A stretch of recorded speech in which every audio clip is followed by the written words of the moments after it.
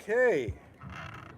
Could everybody please make their way up or their way west? That's west. And so, thank you all for being here. Uh, Not only to our great EPA administrator, Regan. Yes. Let's get it straight. Let's get it straight.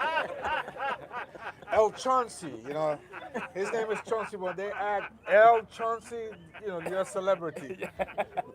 So, and of course, the great Peggy Shepard from WEAC, right? Give her a round of applause. Now, of course, this is an important site for not just northern Manhattan, Harlem, Washington Heights, East Harlem, the Bronx, but for the country because it was because of this facility here back before I was a voter because because English is my second language, okay? Not because of my age, but because of this facility and because of the bus depots in Harlem, someone by the name of Peggy Shepard began to discuss with the community the possibility of building an organization that we now know as WEAC. So this is truly coming home. And to announce this today, Administrator, we come full circle. Now, I was privileged to be with Speaker Emeritus Pelosi in Egypt in the COP27 summit. And so the big highlight of that summit was, believe it or not, the Inflation Reduction Act. That was talked about the most.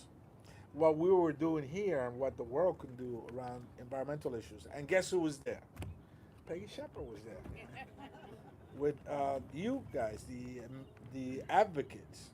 So it is because of you, the advocates, an organization like we are, that we are able to announce this today.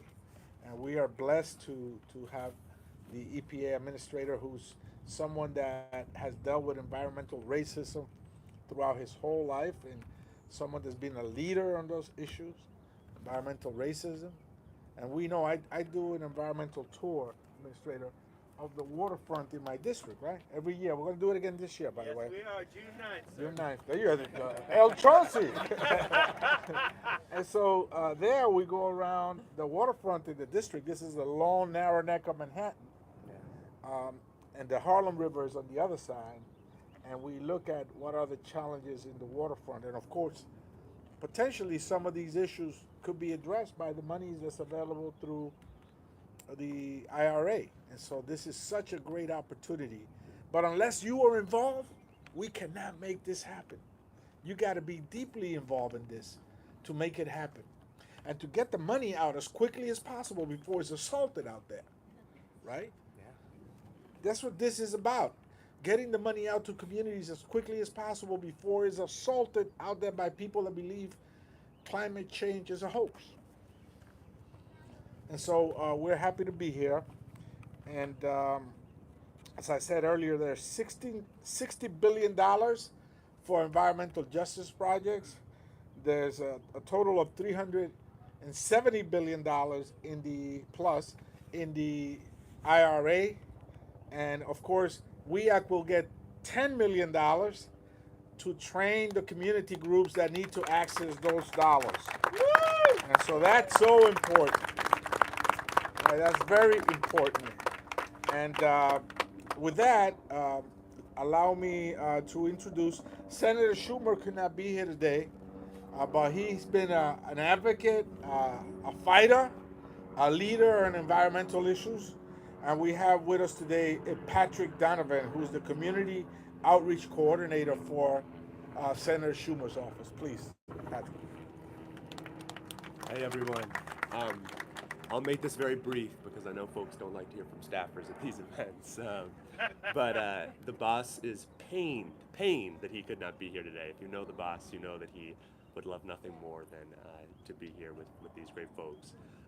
I just want to take us very quickly back to August of last year, when things looked very dark for the prospects of the IRA. I think we can all probably remember those couple weeks. They were a little different for folks in our office because we had some inkling of hope, and there was a little crew that was negotiating away. But when we announced the news that we had reached the deal with Senator Manchin, one of the senator's first calls was to Peggy, because we knew that having the support of her with her great track record of work was key. And I think it's maybe a little bit hard to remember here, standing in a wonderful, beautiful day when this is all kind of worked out, how narrow the road seemed at that stage. And I think that from our perspective and from the senator's perspective, one of the most crucial things in that couple week scramble where, this kind of miraculous thing had happened, we'd resuscitated the deal, and then we were trying to move this across the finish line, was Peggy at a time when it was very difficult, and we acted at a time when it was very difficult, when there was a lot of conversations in the movement, about what this compromise meant, right? At some level it was extraordinary, at some level it wasn't ideal. WEACT really got out in front and was honest about their concerns, but got in behind the IRA, and it was something that really, I think, meant a tremendous amount to its passage. So the senator wants to, thank you guys for that, and it's an honor to have administration represented here and here in New York, and we're really excited to try to bring as much of this money back to New York as possible. If Chuck was here, he would say, my favorite thing is bringing federal dollars back to New York State, and he intends to go after that the way he usually does. So with that, introduce the great Peggy Schieffer. Also, Senator Schumer will say, a democracy if you can keep it.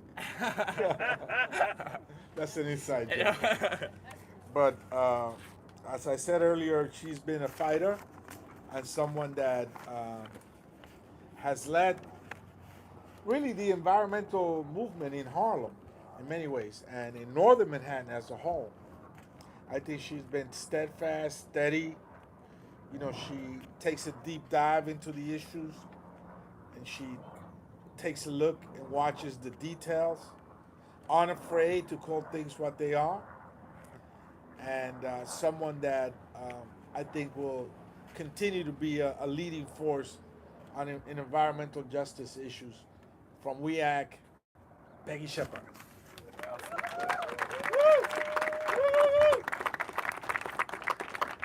Well, thank you, Congressman Espaillat, who has worked with us on environmental issues here in Harlem since he was our state senator, and he continues to provide leadership in Congress on addressing climate and environmental challenges here and abroad.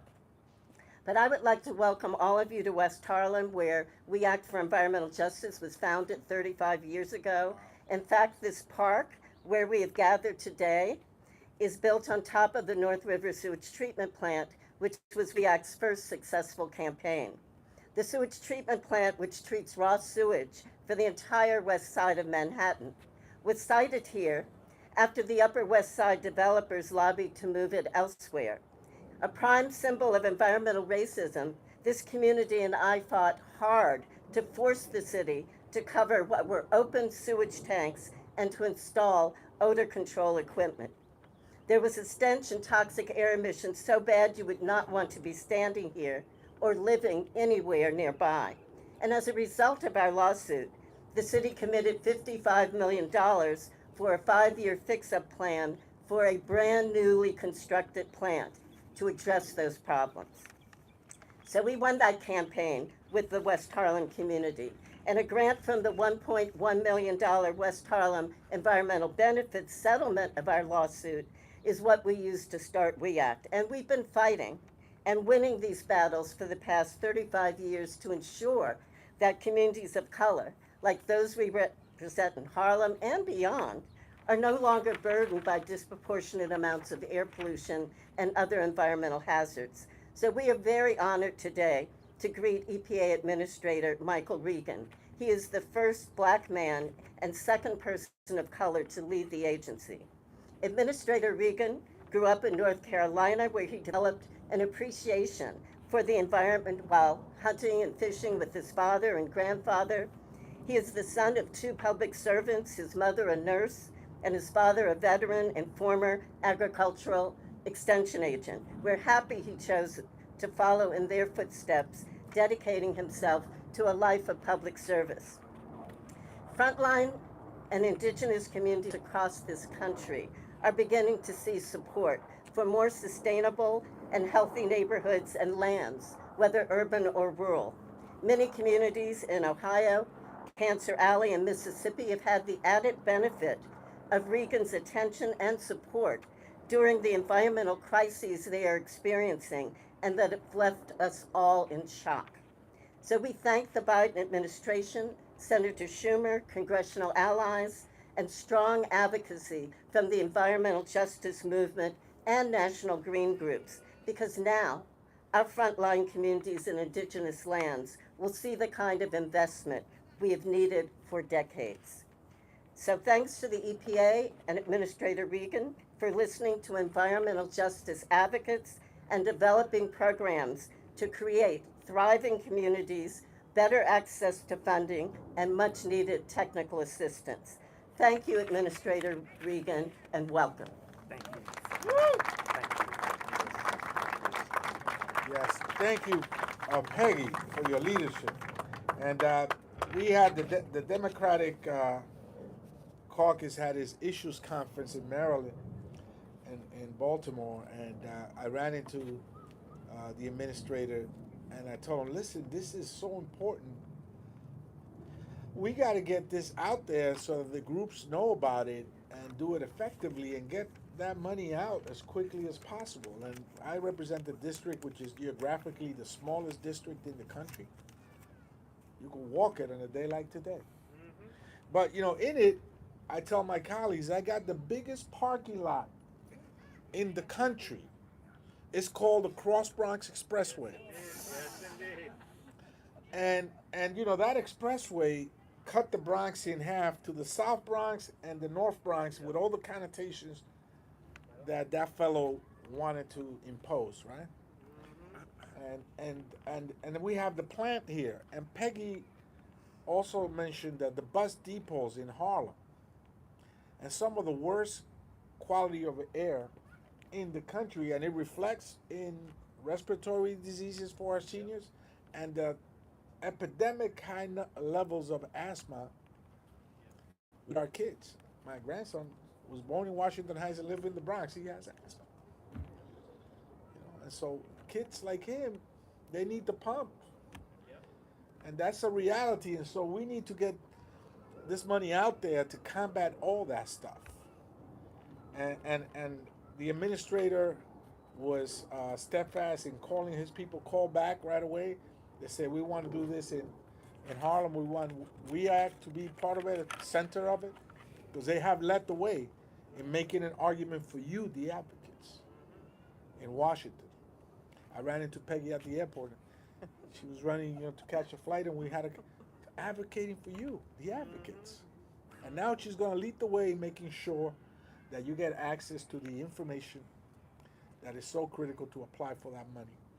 But before that, I want to end by saying that we're grateful to President Biden for his leadership.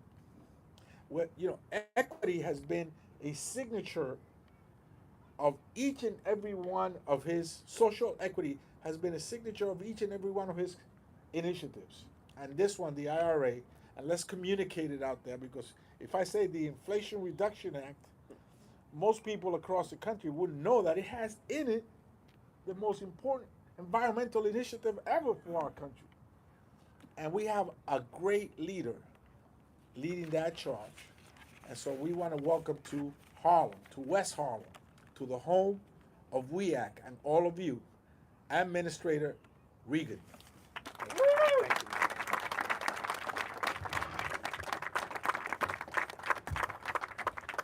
Well, thank you, Congressman Espaillat, for that kind introduction. And, my only criticism of the congressman is he's not more enthusiastic about his district. Dr. Shepherd, thank you so much for hosting us. I met Peggy in 2008 when I joined one of the big green groups, and it was during a time where I didn't know that staff couldn't converse with board members, but I wasn't seeing what I needed to see in that organization when it came to environmental justice. So I ambushed her at a national meeting, and she graciously entertained my thoughts about environmental justice and invested in me some thoughts that we helped push through EDF before George Floyd. So thank you so much for those early days. Thank you to Senator Schumer and the mayor's team for representing today. We really appreciate that. And you know, I have to say, since the start of this administration, I've committed to working each and every day to embed environmental justice into all of the work that we do, into EPA's very DNA. As we all know, too many communities, especially our low-income communities, the communities of color, have suffered unjustly from high levels of environmental pollution while lacking the resources to access federal funding. So I'm honored to work for a president, President Joe Biden, and an administration that deeply believes in advancing environmental justice and equity, because all people deserve equal protection from environmental hazard and harm. I'm also very honored and humbled to work with a staff at EPA who is dedicated to this work and who's been dedicated to this work for decades. I feel really good to be in the backyard of our regional administrator, Lisa Garcia, but I'm also, yes. But as I look out into the audience, all of the staff that have dedicated themselves to environmental justice and equity and are leading our new national program, I want to say thank you to all of you as well.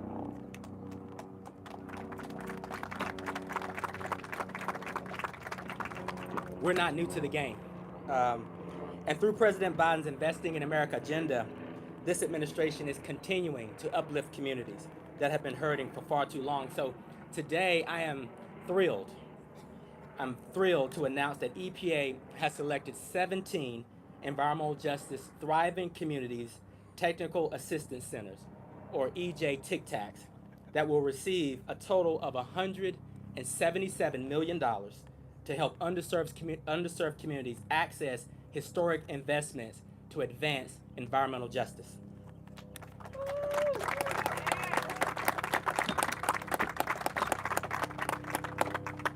EPA's Thriving Communities Technical Assistance will work in partnership with over 160 partners all across the country, with each technical assistance centers that are receiving at least $10 million apiece.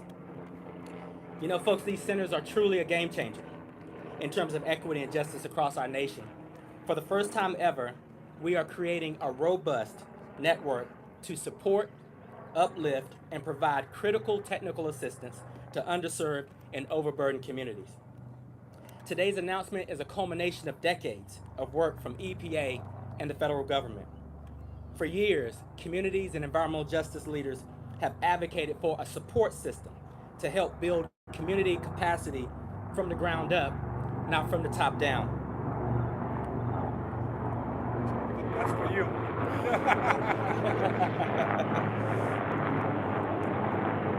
With this funding, these Tic Tacs will build resilient partnerships and a robust network to provide communities with support for grant writing proposals, navigating federal grant application systems, and effectively managing grant funding. They will also provide guidance on community engagement, meeting facilitation, and translation and interpretation services for limited English-speaking participants, effectively removing barriers and improving accessibility for diverse communities that have environmental justice concerns.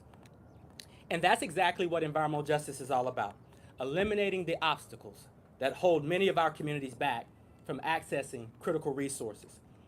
The EJ Tic Tac program is part of the Federal Interagency Thriving Communities Network and delivers on this administration's Justice 40 initiative, ensuring that at least 40% of the benefits of certain federal programs flow to underserved and overburdened communities.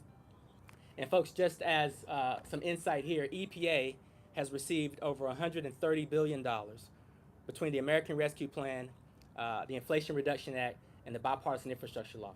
So when you think about 40% of those resources reaching and staying in underserved communities, this is a historic time that we're living in. We're also partnering with the Department of Energy, the U.S. Department of Agriculture, the Department of Housing and Urban Development, and others to create a federal interagency Thriving Communities Network.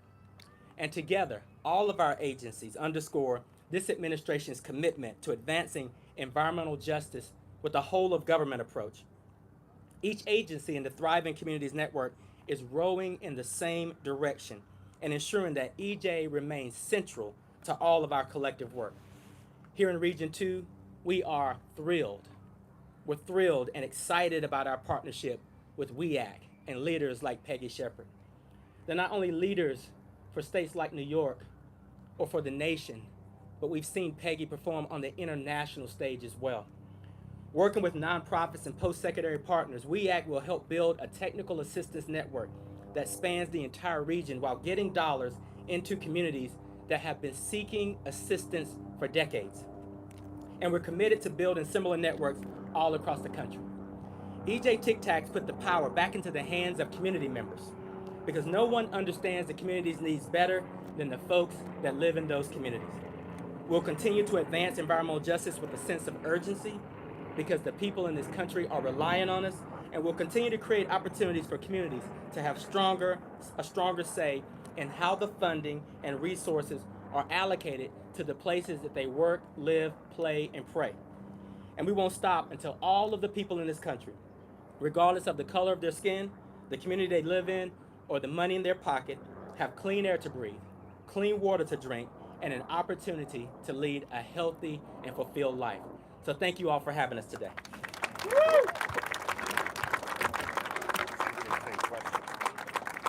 Thank you, Administrator. Thank you for your leadership, and thanks to the Biden administration. Any questions from the press?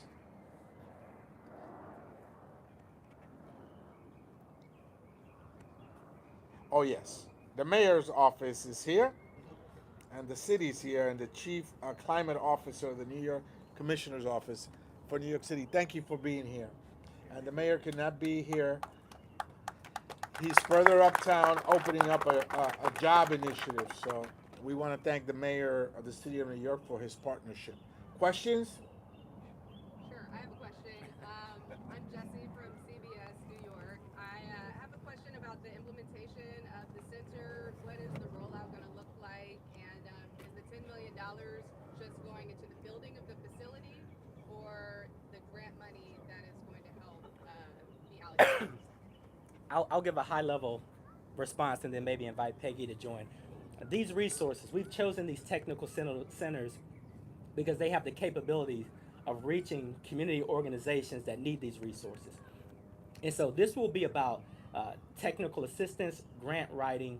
It will be building that infrastructure so that community-level groups have the capacity to apply for larger grants. I don't want to lose focus that out of this $177 million, this is a jump start for communities all across the country to be able to access $3 billion. And so before we put the $3 billion on the street, we want to be sure that communities can compete at the local level for those grants. Yeah, and let me say, this is $10 million over 5 years. So it's a 5-year center grant that will provide grant writing abilities, linkages to federal agencies and state agencies where groups may not have those contacts. It will also mean support for non-federal grants as well, so for foundation and donor grants. We also know that it's not simply community-based organizations that need this support.